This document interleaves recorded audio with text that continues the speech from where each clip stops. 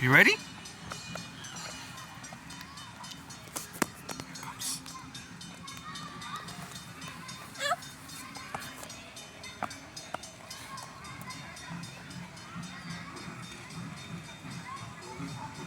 It's coming. Here it comes.